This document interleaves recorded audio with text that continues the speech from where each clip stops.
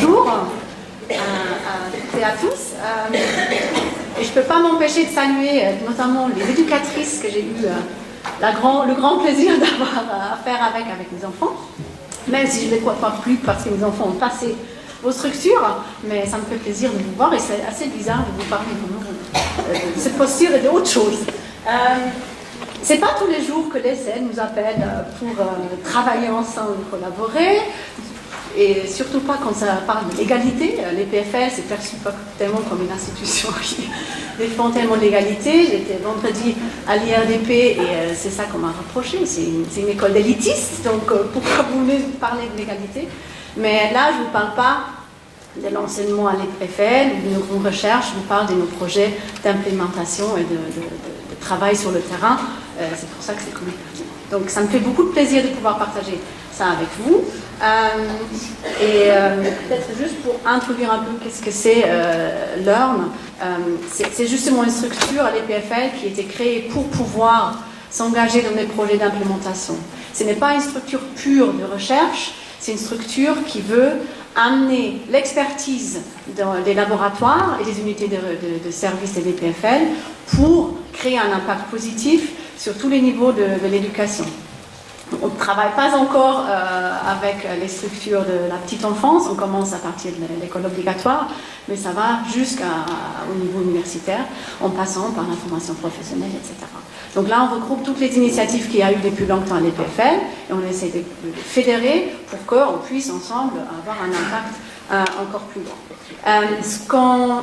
Avec l'éducation numérique, c'est pour ça que je n'ai pas mis ça dans le titre, souvent on associe l'utilisation des technologies dans l'enseignement, c'est-à-dire des iPads, des petits jeux, game-based learning, donc l'apprentissage par des simulations, des jeux. Et c'est pas ça dont je vais vous parler aujourd'hui. On fait aussi de la recherche sur ces questions et sans beaucoup de surprise pour vous tous, ces technologies, en résumé, j'aurais dû 2 phrases, c'est pas une baguette magique, ça va pas faire qu'on apprend tous beaucoup mieux juste parce qu'on a ces technologies. C'est souvent un amplificateur, on dit comme ça. Désolée, c'est pas ma langue maternelle, donc si je fais des fois des bêtises, donc un enseignant qui cherche le contrôle sur ce que font les élèves, il va le trouver avec la technologie, il peut l'amplifier. Une enseignante qui cherche à faciliter la collaboration ou la confrontation avec des différents avis, elle va aussi pouvoir le faire avec la technologie. Donc, on peut amplifier ce qu'on veut, c'est pas la technologie en soi. Mais je ne vais pas vous parler de ça aujourd'hui. Je vais vous parler de l'éducation numérique, pas comme outil pour apprendre, mais comme contenu.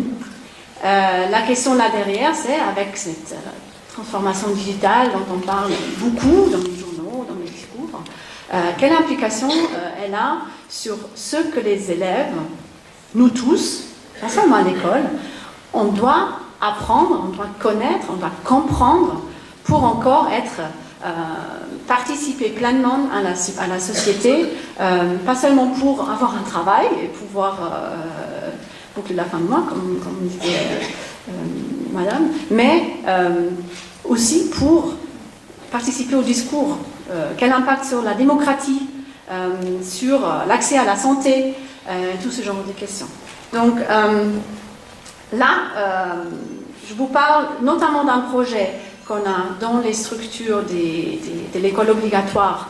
On a commencé l'année passée par le cycle 1. C'est pour ça aussi que pour nous, c'était pertinent de vous proposer ça, parce que finalement, les enfants que vous laissez de vos structures, ils arrivent dans une école maternelle qui leur propose de telles activités. Comme ça nous donne aussi une idée qu'est-ce que les attend après. Donc, peut-être pour commencer, et là je ne vais pas que viser les petits-enfants, parce que le thème c'était, que je voulais me donner, c'était la pensée informatique pour tous. Ici, je vous donne l'exemple, vous avez peut-être entendu parler dans les médias, de ce test avec une des premières Tesla, qui est donc autonome, qui a craché. Donc, accident assez impressionnant. Pourquoi il est arrivé?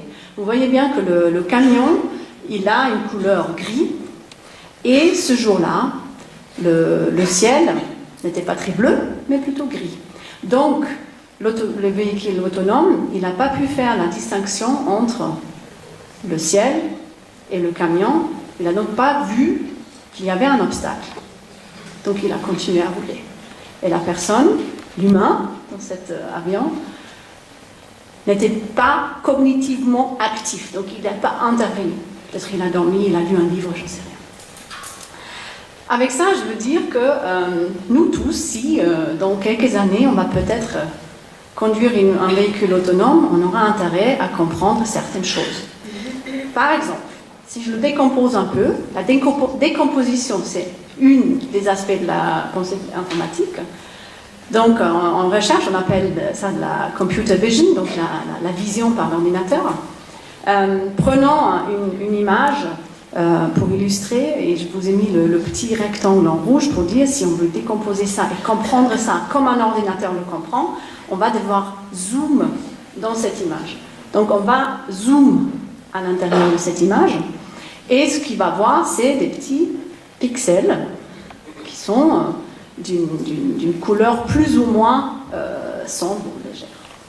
Et ce que l'ordinateur il est obligé de faire, parce que lui il sait traiter seulement les 0 et les 1 et les chiffres, il va devoir traduire ça en chiffres. Donc un chiffre plus haut et une couleur moins sombre, et un chiffre très bas, il est presque noir.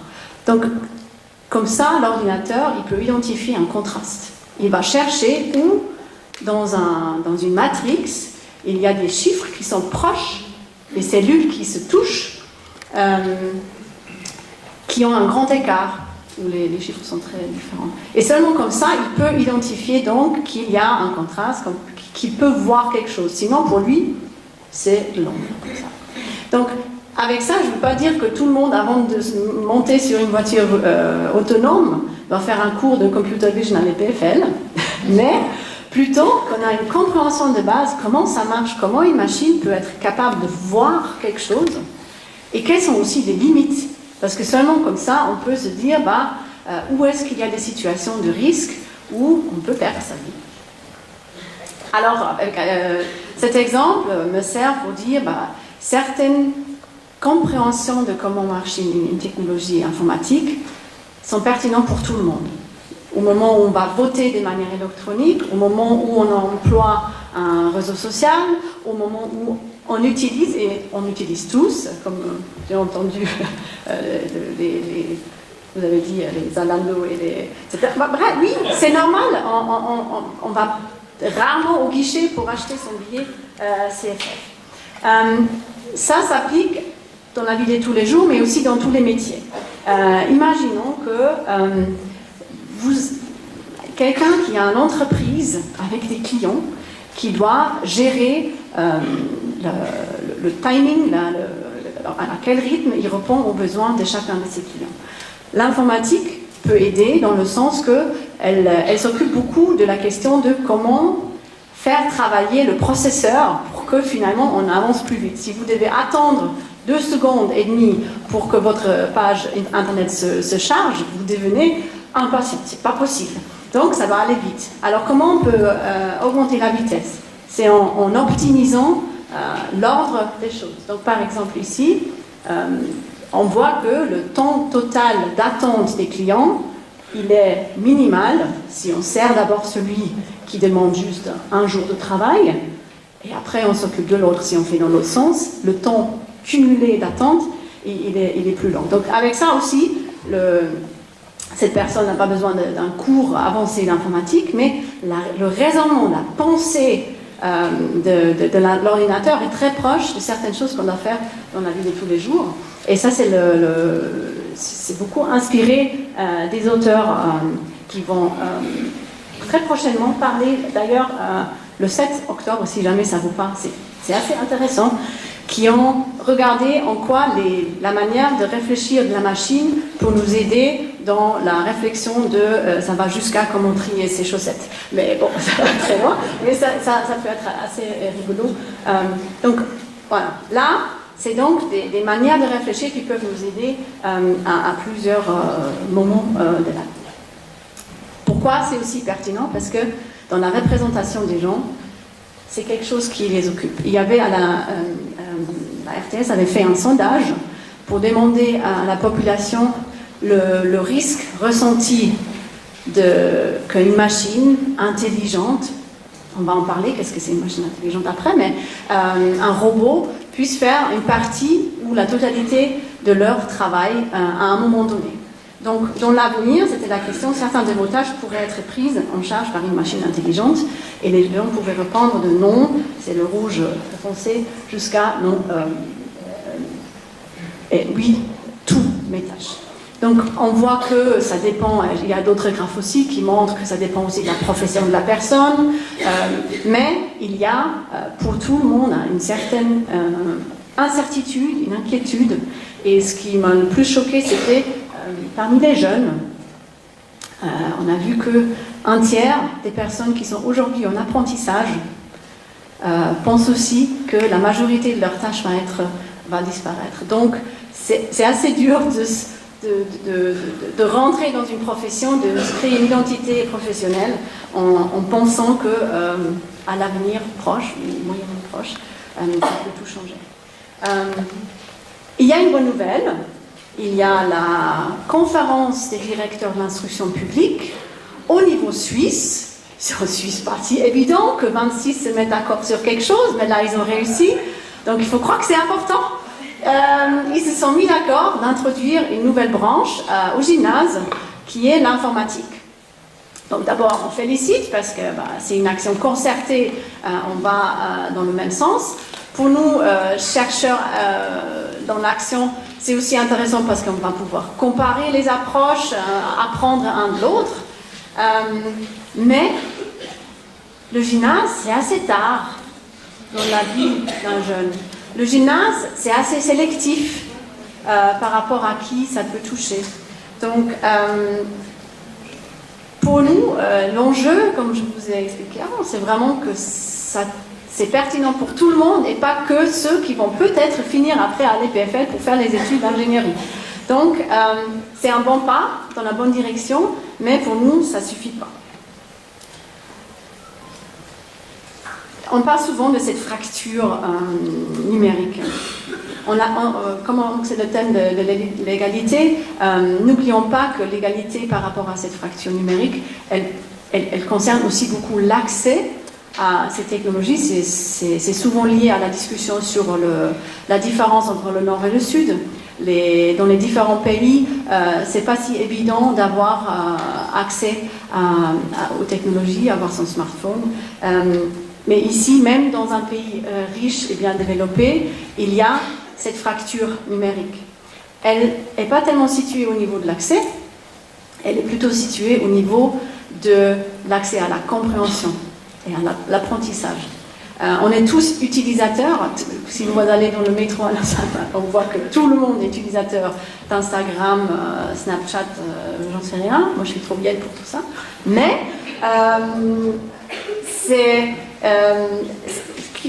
quand on demande aux enseignantes quel enfant, par exemple, a déjà parlé du fait qu'à la maison il aura un robot éducatif et qu'il utilise des jeux pour apprendre à programmer et ce genre de choses, c'est souvent les enfants du papa informaticien. Donc c'est pas très égalitaire, c'est vraiment dans le renfort de certains groupes de la population. J'ai trouvé une recherche qui a demandé les parents leurs attitudes vis-à-vis de l'informatique, la pensée computationnelle, les robots éducatifs. Et on a bien vu dans cette recherche que ça dépend complètement du statut socio-économique. Donc on va créer, si on n'actionne pas au niveau public, on va créer plus de fractures numériques entre les différentes parties de la société. C'est pour ça que pour nous, c'est bien important d'agir au niveau public. Si on regarde plus précisément le genre, avant je disais pour le gymnase on est trop tard, là je vous livre la justification pourquoi c'est trop tard. Ici, on a mis les données des différents workshops, ateliers autour de Tigno qu'on a proposés dans les années 2012-2013. Et on voit qu'au début, la répartition entre filles et garçons, elle est assez égale, l'intérêt il est là. Et dès qu'on avance, on fait des choses plus compliquées, où on va plus loin, on voit la participation des filles diminuer. C'est pas seulement parce que le contenu devient plus difficile, c'est aussi parce que autour de 10, 11, 12 ans, les stéréotypes et les compréhensions de soi-même commencent à être assez stéréotypées. Donc, d'autres recherches au Canada ont montré que vers la classe 7, 8, les stéréotypes négatifs des filles contre elles-mêmes par rapport à leur compréhension, la confiance dans les sujets technologiques, commencent à vraiment chuter assez fortement. Donc là, c'est pas de surprise. Donc, pour nous, la conclusion, c'était, il faut agir avant. Ça sert à rien d'essayer d'introduire au gymnase où on va juste renforcer les stéréotypes et on va introduire une branche qui ne sera pas appréciée par une partie des élèves. Et, quand même le dire, ce n'est pas lié à la vraie performance ou la vraie capacité. Pour prouver, je suis quand même obligée de trouver une étude qui montre ça. Donc là, on a une étude qui a mélangé des concepts de l'informatique et qui a proposé ces activités à un groupe d'enfants. Vous voyez donc les petits points roses. Moi, ça c'est assez stéréotypé. Désolée, j'ai pas changé les couleurs, j'ai pris de la publication. Bon, on aurait pu faire autrement. Rouge, rose, les femmes bleues, les enfants masculins. Et pour toute la partie à gauche, c'est des concepts simples. Il y a un S avant dans la légende en bas. C'est des applications simples, une boucle simple ou une condition simple. Donc là, filles et garçons, même chose, pas différent au niveau, significativement. Mais à droite, où il y a le C avant, donc des séquences compliquées, des boucles compliquées, là, on voit que le petit point rose, il est vachement au-dessus et la statistique nous dit que c'est significatif, donc on se réjouit. Alors, juste pour dire, ce n'est pas une différence de capacité.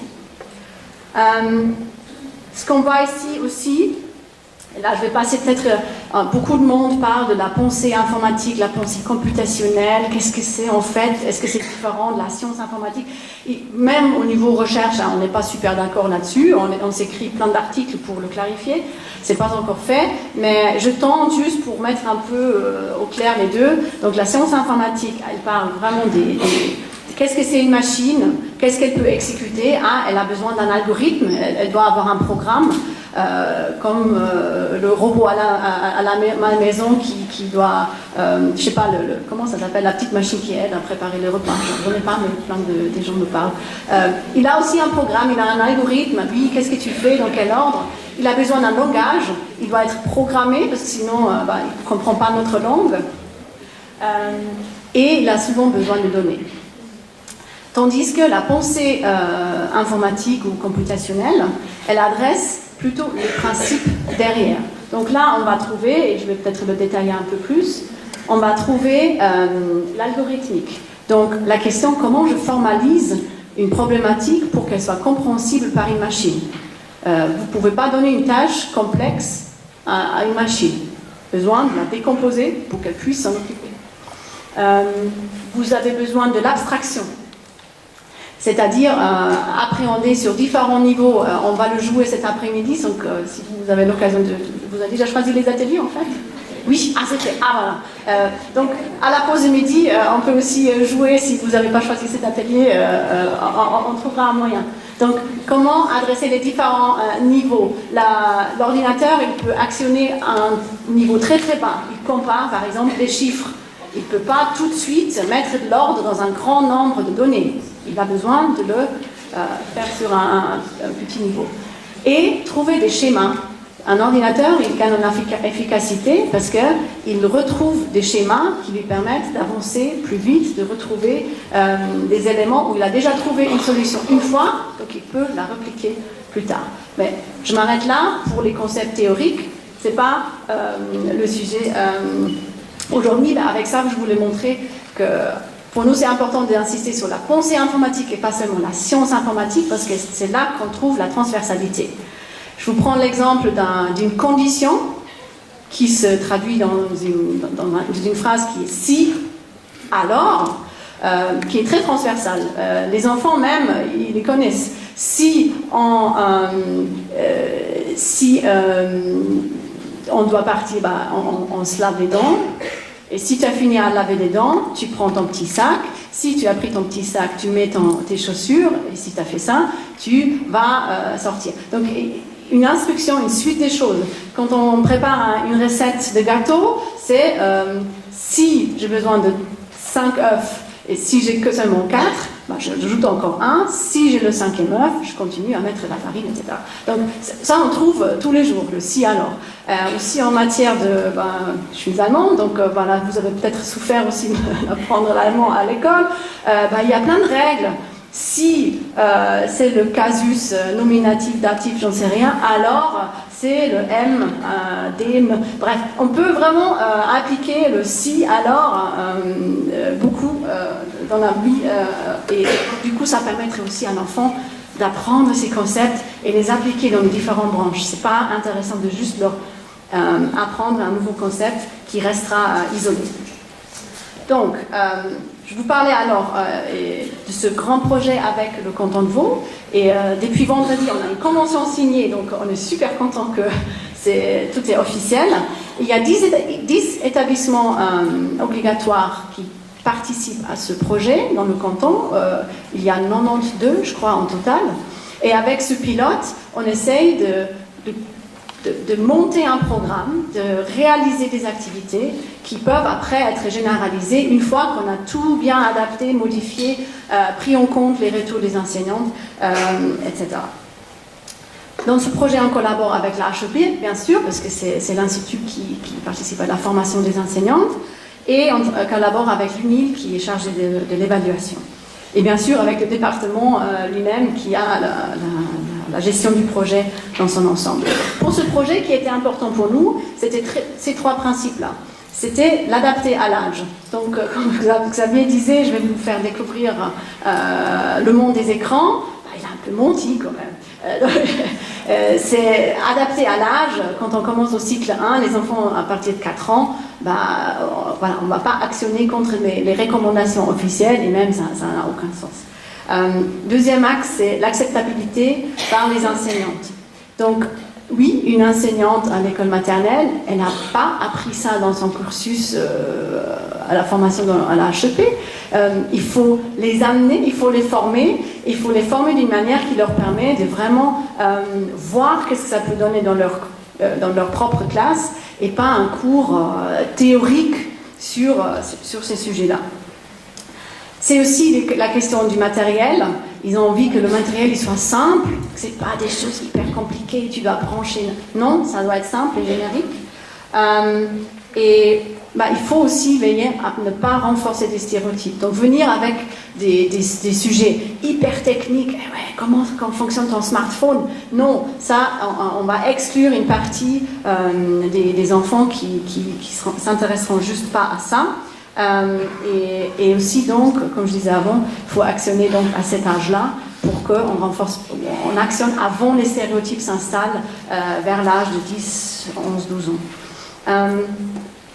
L'approche qui nous permet de le faire, ce qu'on appelle la science informatique débranchée, unplugged, qui insiste donc sur le fait que il n'y a pas d'écran, il n'y a pas de machine, il n'y a pas de technologie.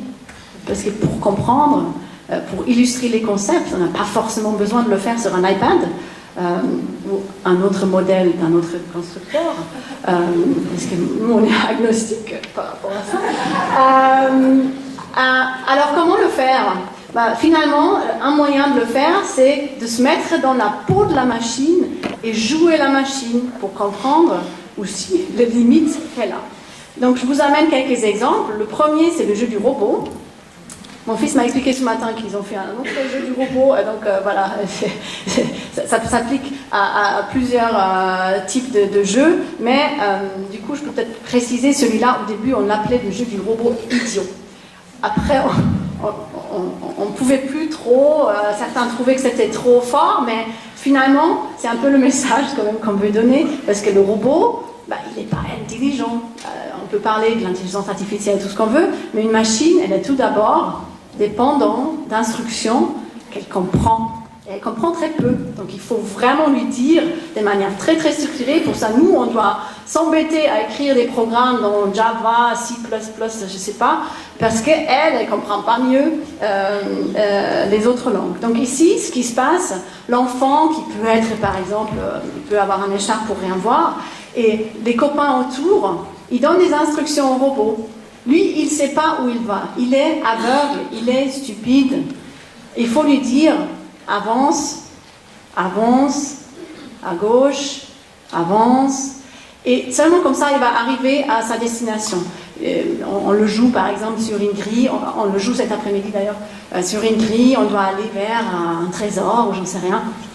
Et donc, le robot seul, il ne trouve pas le trésor. Il le trouve parce que l'humain, les copains autour, ils lui donnent des instructions.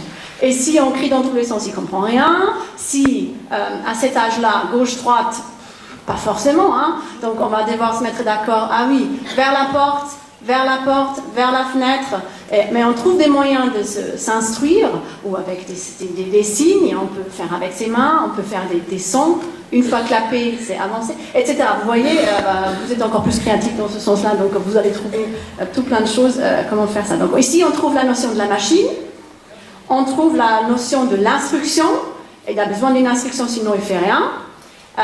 Et on a la notion du langage, donc il faut se mettre d'accord sur un code qui ne comprend que les mots avancer, fenêtre, porte, sinon il ne comprend rien. Donc avec ça aussi, on veut déconstruire un peu cette idée que le robot, il marche tout seul. Les enfants à cet âge-là, ils ont des fois aussi encore l'idée qu'un robot, on a un robot qui a la forme d'une abeille, il pense qu'il fait ce qu'il veut. Et c'est aussi un peu pour déconstruire ça, non, le robot abeille, il ne veut rien, on lui dit ce qu'il veut.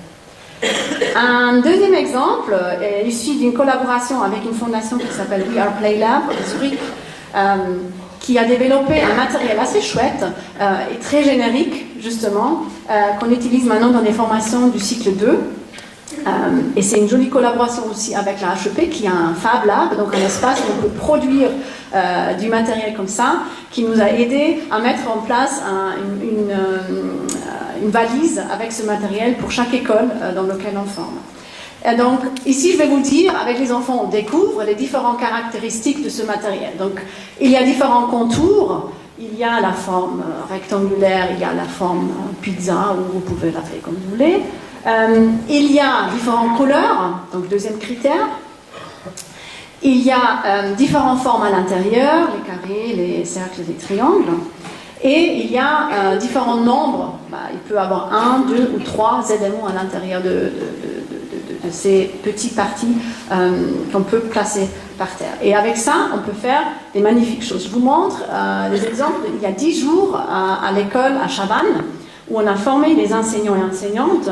Et là, on a besoin d'un scénario, parce que les enfants, juste, oui, marcher sur des petits tapis, c'est rigolo, mais ça donne pas une activité d'apprentissage.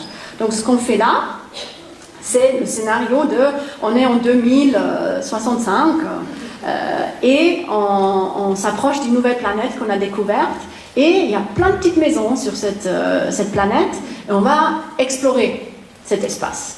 Et donc, on va descendre et on va un peu marcher sur cette planète, découvrir. Et chaque fois qu'il y a un signal, par exemple l'enseignant qui tape dans ses mains, on doit vite s'abriter dans une maison parce que, j'en sais rien, il y a un orage, on peut bien trouver des raisons. Et du coup, les enfants, chacun va trouver sa petite place sur une de ces maisons. Et après, on le rend un peu plus difficile, on dit, ok, mais tu vas jamais sur la même maison, parce qu'on est là pour explorer. Et du coup, la prochaine fois que je marche, je dois me mettre en tête, ok, là j'ai fait tous les bleus, qu'est-ce que je fais maintenant? Donc on apprend ces critères pour distinguer, on travaille la reconnaissance des motifs avec les enfants, et on a joué, à partir de la 3e fois, je peux vous rassurer, il y a besoin de collaborer. Parce qu'il y aura bien une personne qui ne peut pas aller sur ce qui est encore libre. Ah non, j'étais toujours sur celle-là, qui peut changer avec moi? Et on commence à négocier à dire mais est-ce que je libère et du coup tu peux revenir. Donc c'est vraiment un travail aussi en collaboration avec toute la classe. Et ce qui est intéressant aussi, c'est que ce matériel, comme je disais, il est très générique, donc on peut faire d'autres choses avec. Par exemple, là, on dit, ok, ces maisons, ils étaient un peu espacées, maintenant on va créer des rues. Une rue se définit de telle sorte que chaque maison dans la rue partage au moins un critère avec les autres. Donc là encore, on travaille la reconnaissance de ces schémas émotifs. Si vous voyez donc au milieu, je vous ai un peu pour le décodage de cette image. Donc, ça leur a pris quand même 3, 4, 5 minutes à ces enseignants, hein, donc c'est pas super facile. Au milieu, c'est les bleus. Sur le derrière, le petit arc, c'est ceux qui ont un élément au milieu. Et au milieu, l'arc qui va vers la gauche, c'est ceux qui ont 3 éléments au milieu. Et donc déjà, j'ai dû l'expliciter pour que ça se voit. Vous aurez trouvé avec un peu de temps. Mais ça, si les enfants ils travaillent en petits groupes, après on passe, on dit « Ah, explique-moi les rues que tu as mis en place dans le quartier, il est comment ?» Ils vont l'expliciter. C'est un apprentissage très actif et la verbalisation fait beaucoup dans les apprentissages de ce projet. Et là, vous voyez aussi les enseignantes, et c'est pour la plupart des enseignantes, hein, mais ils participent, ils font les activités pour que, au meilleur des cas, le lendemain, ils pourront le faire avec leur classe. Je vous montre aussi une fois comment ça se passe du côté des élèves. Alors, on va voir si la technique nous lâche ou pas. Là, je vois juste une...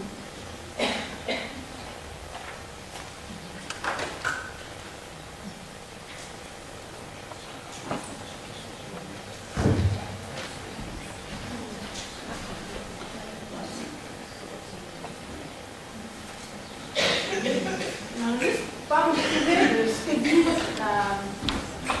l'enseignante.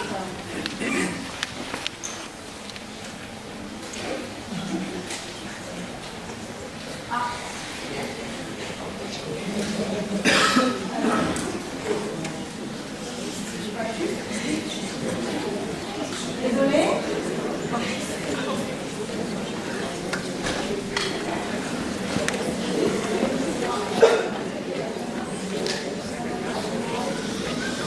Désolée, voilà, je disais avant, non, il y aura toujours un glitch technique, voilà, ça c'est le glitch technique d'aujourd'hui. Donc vous voyez les enfants qui ont chacun une petite grille avec des cases qui sont noires ou pas, et il y a une barrière entre les deux, et il doit expliquer l'image à l'autre pour qu'il puisse le recopier sans le voir. Donc ils ont aussi besoin d'un langage. Et le langage peut passer par exemple par ces petits tokens que vous avez vu, la fille elle a pris. On peut convenir que le token jaune, il veut dire c'est blanc, et le token bleu, il peut dire que c'est noir. On peut le faire avec les mots, on peut juste passer blanc, blanc, blanc, noir, noir, etc. Et avec ça, il crée donc une image pixel. Après, on peut aussi travailler sur l'artistique, on peut recréer des motifs et des schémas assez intéressants. Et donc ça, c'est une des activités qui travaille beaucoup sur le langage. Comment sont les différentes manières de représenter cette information pour que l'autre, qui est de nouveau une machine assez limitée, pour qu'il puisse le comprendre et recopier de manière précise et exacte.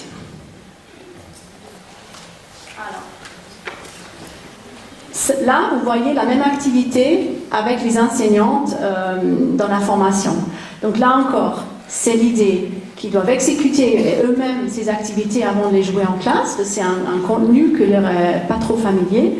Et on peut aussi vraiment les inclure et co-construire avec les enseignantes. Par exemple, comment coder cette information.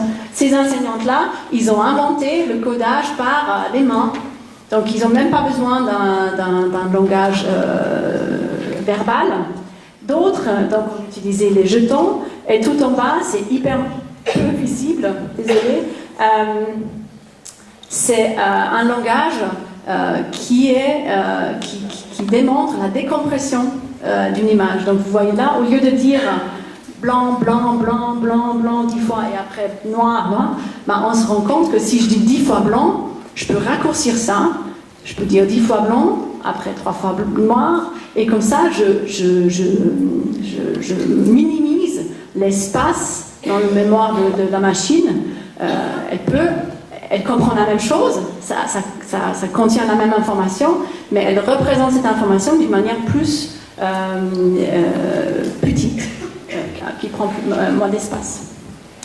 Donc, après une année, donc, on a pu tirer un bilan. On montre ici les activités que les enseignants ont mis en place.